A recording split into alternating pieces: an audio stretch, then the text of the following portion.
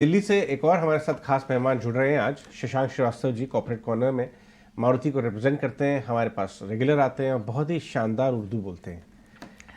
तो भाई ये बताइए कि शशांक जी, प्राइम मिनिस्टर मोदी कह रहे हैं 4 लाख करोड़ की खरीदारी हुई है फेस्टिव सीजन में।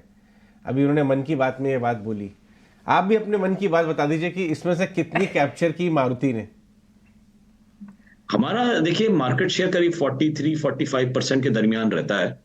और ये बाजार की हिस्सेदारी हमने इस जो रवा माली साल है 23-24 उसमें भी बरकरार रखी है।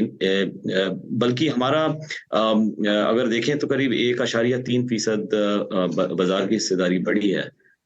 इसलिए हमारे लिए भी ये साल काफी अच्छा गुजरा है। वेडिंग सीजन भी शुरू होने वाला है, तो आपको लगता है मोमेंटम जारी रहेगा? क्योंकि वेडिंग सीजन में भी लोग अपने बच्चों को वेडिंग गिफ्ट में गाड़ियों का चलन तो है ही शादियों में हिंदुस्तान में। जी जी जरूर। हालांकि हमने देखा है कि जो इंक्वायरी लेवल है और जो बुकिंग का लेवल है वो बरकरार है।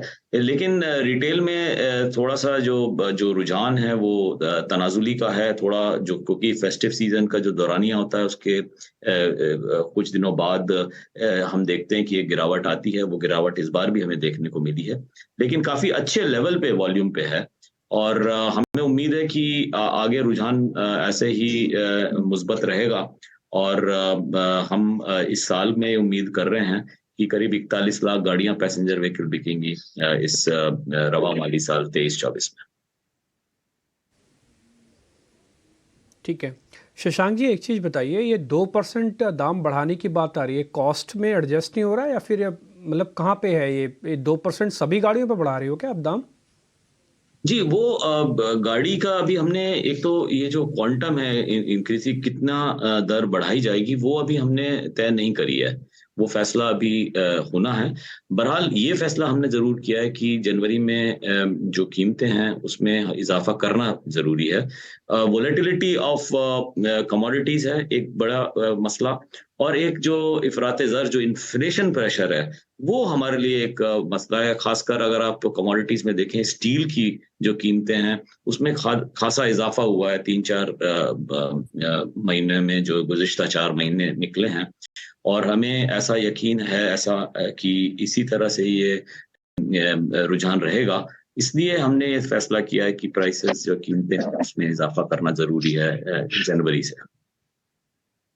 शशांक जी, ठीक है, अभी तक प्राइस राइज नहीं अभी तक क्लियर हुआ कि कितना रिवीजन हो सकता है, कितना हाइक हो सकता है। हालांकि इस साल में आप 2 हाइक कर चुके हैं और जनवरी में भी हाइक करने वाले हैं। और बड़ा रीजन जो बात की जा रही है हाइक का वो कॉस्ट प्रेशर है कि आपकी इनपुट कॉस्ट, लेकिन कमोडिटी प्राइसेस जो हैं वो आगे अगर स्टेबल रहते हैं, क्योंकि पीक से तो कम हुए हैं, स्टील, एल्यूमिनियम, रबर, ये सब पीक से लगभग 25% घटे भी हैं। तो क्या आगे अगर ट्रेंड स्टेबल रहता है तो क्या ये रिविजन रिवर्स भी हो सकती है?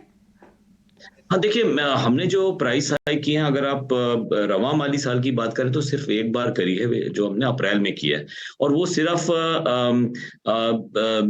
0.8% करी है, 0.8%।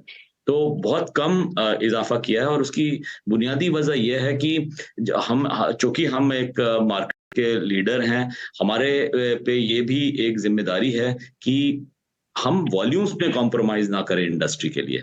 और यही वजह है कि अगर आप आज की कीमतों का, कमोडिटीज की कीमतों का अगर आप मुवाजना करें 2 साल कबल यानी 3 साल कबल यानी 2020 से अगर आप उसका मुवाजना करें तो काफी इजाफा हुआ है। मैं आपको स्टील का एक देता हूँ, मिसाल देता हूँ।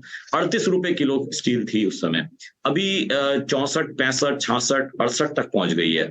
एक एक ये जरूर है कि बीच में 84 रुपए भी हो गई थी, थोड़ा सा नीचे आई है। लेकिन अगर आप 2 साल पहले से उसका मुवाजना करें तो अभी भी बहुत हाई लेवल पे है।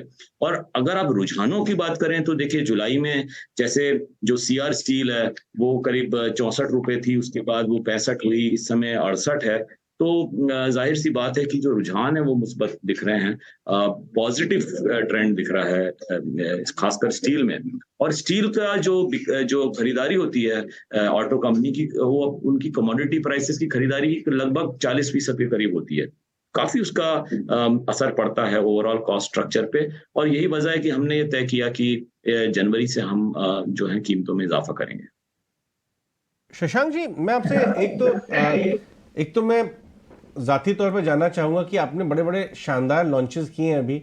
इन्विक्टस हो गया, आपका जो बड़ी बड़ी गाड़ियाँ, आपने एसयूवी में भी काफ़ी अच्छा काम किया है। सबसे ज़्यादा इंक्वायरीज बड़ी गाड़ियों में कौन सी में आ रही है? हाँ देखिए, बहुत अहम सवाल है, क्योंकि जो हमारा हदफ है 50% बाजार की हिस्सेदारी का, उसमें ये अहम है कि हम एसयूवी में अच्छा काम करें। और यही वजह है कि हमने जो लॉन्चेस किए हैं, 4 लॉन्चेस किए हैं अभी पिछले गुज़िश्ता 1 साल के अंदर। विटारा है, फ्रॉन्क्स है, जिम्नी है, इन्विक्टो है, जैसे आपने अभी बिल्कुल दुरुस्त फरमाया। और ये उससे हमारी बाजार की हिस्सेदारी एसयूवीज़ में काफ़ी बड़ी है। और हमारी हिस्सेदारी सिर्फ 8% होती थी पहली तिमाही में, गुज़िश्ता जो माली साल 22-23 था। और अभी हमारी करीब 23-24% हो गई है, और हम मार्केट लीडर हो गए। अगर आप H1 के आंकड़े देखें, तो मारुति सुजुकी अब एसयूवी के सेगमेंट में नंबर 1 मैन्युफैक्चरर है। तो ये हमारे लिए बहुत ज़रूरी सेगमेंट है। और हमारी ये कोशिश है कि ऐसे ही ये जो रुझान दिखने को मिल रहे हैं हमारे बाजार की हिस्सेदारी की एसयूवी उसमें, वो हम आगे भी बरकरार रखेंगे। काफ़ी अच्छा रिस्पॉन्स आया है। फ्रॉन्क्स देखिए 12-13 हज़ार गाड़ियाँ महीने की बिकती हैं। वैसे ही विटारा में बहुत अच्छा रिस्पॉन्स है।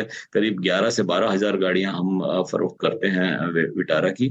और इन्विक्टो में भी अच्छा रिस्पॉन्स है। काफ़ी लंबी जो तवील जो उसकी जो वेटिंग जो अरसा है, वो काफ़ी तवील है। और और हम एक कोशिश कर रहे हैं कि हम उसकी सप्लाई कैसे बढ़ा सकें।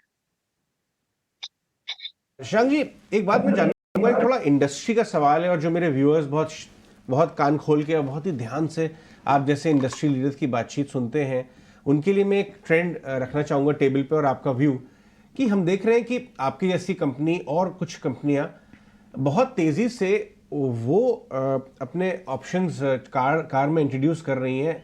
रेगुलर कार में 8-10 लाख वाली, 15 लाख, 20 लाख, जो पहले बहुत एक्सपेंसिव रेंज में एमिनिटीज़ होती थी, क्योंकि इलेक्ट्रॉनिफिकेशन कार का ज़्यादा होता चला जा रहा है, ज़्यादा एयरबैग, ज़्यादा इलेक्ट्रॉनिक्स रिलेटेड।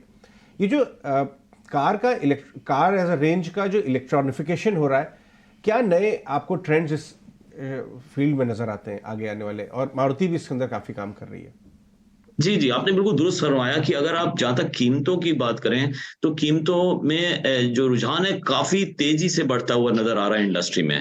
अभी देखिए, जो एवरेज जो कीमत है एक्स शोरूम प्राइस जिसको बोलते हैं, करीब इंडस्ट्री में करीब 12 सवा 12 लाख के दरमियान हो गई है। ये अभी 2-3 साल पहले सिर्फ 8.5-9 लाख के दरमियान थी।